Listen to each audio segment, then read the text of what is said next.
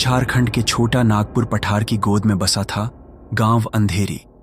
नाम के अनुरूप ही इस गांव पर सदियों से रहस्य और डर की एक धुंध छाई रहती थी। चारों तरफ घने जंगल और बीच में कुछ झोपड़ियों का समूह। अंधेरी गांव दुनिया की भाग दौड़ से कोसों दूर अपनी ही एक अलग दुनिया में सिमटा हुआ था। गांव के बीचों बीच एक विशाल बरगद का पेड़ खड़ा था जो गांव की पहचान था। उसकी मोटी मोटी जड़ें जमीन में दूर तक फैली हुई थीं और उसकी घनी पत्तियां दिन में भी अंधेरा बनाए रखती थीं। गांव के बूढ़े बुजुर्ग कहते थे कि यह पेड़ सदियों पुराना है और इसमें गांव की आत्माएं बसती है। लेकिन बच्चे और युवा इस पेड़ से डरते थे, खासकर सूर्यास्त के बाद। इस गांव में रमेश नाम का एक युवक रहता था। वह शहर से पढ़ाई करके लौटा था और गांव में बदलाव लाना चाहता था। रमेश अंधविश्वासों को नहीं मानता था और हर बात को तर्क की कसौटी पर परखता था। गांव के लोग बरगद के पेड़ को लेकर कई डरावनी कहानियां सुनाते थे। रात में वहां से किसी के रोने की आवाज आती है। कभी किसी ने सफेद कपड़े में एक औरत को पेड़ के नीचे घूमते देखा है और जो कोई उस पेड़ की एक भी पत्ती तोड़ता है उसके साथ कुछ बुरा होता है। एक पूर्णिमा की रात रमेश अपने दोस्तों सुरेश और मोहन के साथ गांव में घूम रहा था। चांद की रोशनी में भी बरगद का पेड़ एक काले भूत की तरह लग रहा था। सुरेश ने डरते हुए कहा, रमेश चलो यहां से, मुझे डर लग रहा है। मोहन ने भी हामी भरी, हाँ यार मैंने सुना है आज रात तो उस पेड़ पर चुड़ैल नाचती है। रमेश हंसा, तुम लोग भी कैसी बातें करते हो, ये सब मनगढ़ंत कहानियां हैं। मैं अभी जाकर देखता हूं, वहां कुछ नहीं है। सुरेश और मोहन ने उसे रोकने की कोशिश की लेकिन रमेश नहीं माना। वह धीरे धीरे बरगद के पेड़ की तरफ बढ़ने लगा। जैसे जैसे वह पेड़ के पास जा रहा था, हवा में एक अजीब सी ठंडी सिहरन महसूस हो रही थी। पेड़ की पत्तियां सरसराने लगीं, मानो कोई फुसफुसा रहा हो। रमेश ने पेड़ के नीचे खड़े होकर चारों तरफ देखा। चांद की रोशनी पत्तियों से छन कर आ रही थी, जिससे अजीब सी परछाइयां बन रही थीं। उसे कुछ भी अस्वाभाविक नहीं दिखा। उसने अपने दोस्तों को आवाज दी, देखो यहां कुछ नहीं है, तुम लोग बेकार में डरते हो। तभी अचानक हवा तेज हो गई। पेड़ की मोटी मोटी शाखाएं ऐसे हिलने लगीं जैसे कोई उन्हें जोर से पकड़कर झकझोर रहा हो। रमेश डर गया लेकिन उसने हिम्मत नहीं हारी। वह और ध्यान से पेड़ को देखने लगा। उसे पेड़ की एक मोटी जड़ के पास कुछ चमकता हुआ दिखाई दिया। उसने झुककर देखा।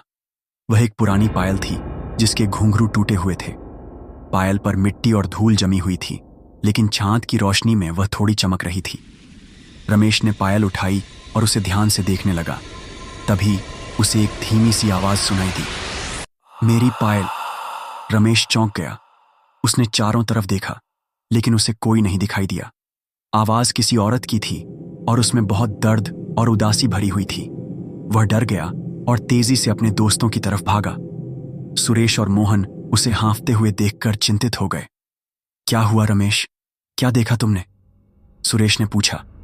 रमेश ने उन्हें पायल दिखाई और उस आवाज के बारे में बताया। सुरेश और मोहन डर के मारे कांपने लगे। मोहन बोला, मैंने कहा था ना, उस पेड़ पर कुछ गड़बड़ है। उस रात रमेश को नींद नहीं आई। वह बार बार उस औरत की आवाज के बारे में सोच रहा था। अगले दिन उसने गांव के सबसे बुजुर्ग व्यक्ति दादाजी से बरगद के पेड़ और उस पायल के बारे में पूछा। दादाजी ने गहरी सांस ली और बोले, यह पायल बहुत पुरानी है। यह गांव की एक लड़की रूपा की थी। रूपा बहुत सुंदर और हंसमुख थी। उसकी शादी होने वाली थी, लेकिन शादी से कुछ दिन पहले वह अचानक गायब हो गई। लोगों ने उसे बहुत ढूंढा लेकिन उसका कोई पता नहीं चला। कुछ लोग कहते हैं कि उसे किसी बुरी शक्ति ने पकड़ लिया था। दादाजी ने आगे बताया कि रूपा को पायल बहुत पसंद थी और वह हमेशा उसे पहनती थी। जब वह गायब हुई तो उसकी पायल भी उसके साथ ही गायब हो गई थी। रमेश को अब उस रात सुनाई दी आवाज का रहस्य समझ में आ रहा था। रूपा की आत्मा उस पायल से जुड़ी हुई थी और शायद मदद के लिए पुकार रही थी। रमेश ने फैसला किया कि वह रूपा के गायब होने का सच पता लगाएगा। उसने अपने दोस्तों से बात की और वे तीनों मिलकर बरगद के पेड़ के रहस्य को उजागर करने की योजना बनाने लगे। उन्होंने रात में फिर से पेड़ के पास जाने का फैसला किया। इस बार वे टार्च और कुछ जरूरी सामान लेकर गए थे। रात में बरगद का पेड़ और भी डरावना लग रहा था। हवा में अजीब सी खामोशी थी जिसे सिर्फ पत्तियों के सरसराने की आवाज तोड़ रही थी। रमेश, सुरेश और मोहन धीरे धीरे पेड़ के नीचे पहुंचे। रमेश ने उसी जगह पर पायल को फिर से रखा और ध्यान से देखने लगा। कुछ देर बाद उन्हें फिर से वही धीमी आवाज सुनाई दी, मेरी पायल। इस बार रमेश ने हिम्मत करके पूछा, रूपा, तुम कहाँ हो? हम तुम्हारी मदद करना चाहते हैं। कुछ देर तक कोई जवाब नहीं आया। फिर हवा में एक हल्की सी ठंडी लहर महसूस हुई और उन्हें पेड़ के तने पर कुछ लिखा हुआ दिखाई दिया। वह बहुत पुराना था और मुश्किल से पढ़ा जा रहा था, लेकिन रमेश ने ध्यान से देखा। मुझे धोखा दिया गया। तीनों दोस्त हैरान रह गए। रूपा के गायब होने के पीछे कोई धोखा था, लेकिन किसने उसे धोखा दिया था? उन्होंने गांव के और भी पुराने लोगों से बात की और रूपा के बारे में और जानकारी इकट्ठा करने की कोशिश की। उन्हें पता चला कि रूपा का प्रेम संबंध गांव के ही एक युवक श्याम से था, लेकिन श्याम बहुत लालची और बुरे स्वभाव का था।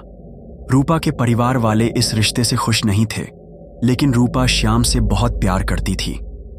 कुछ लोगों ने यह भी बताया कि रूपा के गायब होने से कुछ दिन पहले श्याम गांव छोड़कर चला गया था और उसके बाद कभी वापस नहीं आया। रमेश को शक हुआ कि रूपा के गायब होने में श्याम का हाथ हो सकता है। उसने अपने दोस्तों के साथ मिलकर श्याम को ढूंढने का फैसला किया। उन्हें पता चला कि श्याम पास के शहर में रहता है। वे तीनों शहर गए और श्याम को ढूंढने में कामयाब रहे। श्याम अब एक अमीर आदमी बन गया था और शहर में आलीशान जिंदगी जी रहा था। जब रमेश ने उससे रूपा के बारे में पूछा तो श्याम पहले तो घबरा गया, लेकिन फिर उसने बहाने बनाने शुरू कर दिए। रमेश ने उस पर दबाव डाला और आखिरकार श्याम टूट गया।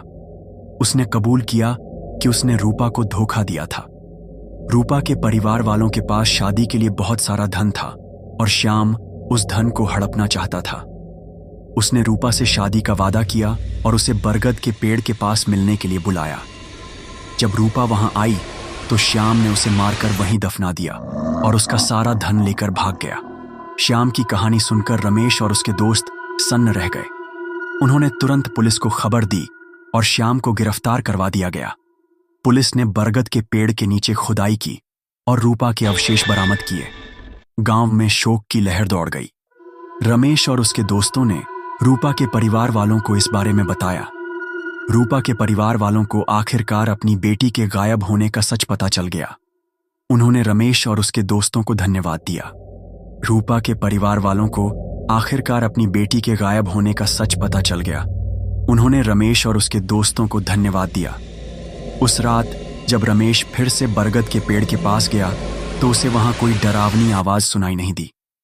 हवा शांत थी और पेड़ की पत्तियां धीरे धीरे हिल रही थीं। रमेश को महसूस हुआ कि रूपा की आत्मा को शांति मिल गई है। बरगद का पेड़ अब भी गांव में खड़ा था, लेकिन अब उस पर डर की नहीं बल्कि न्याय की कहानी लिखी हुई थी।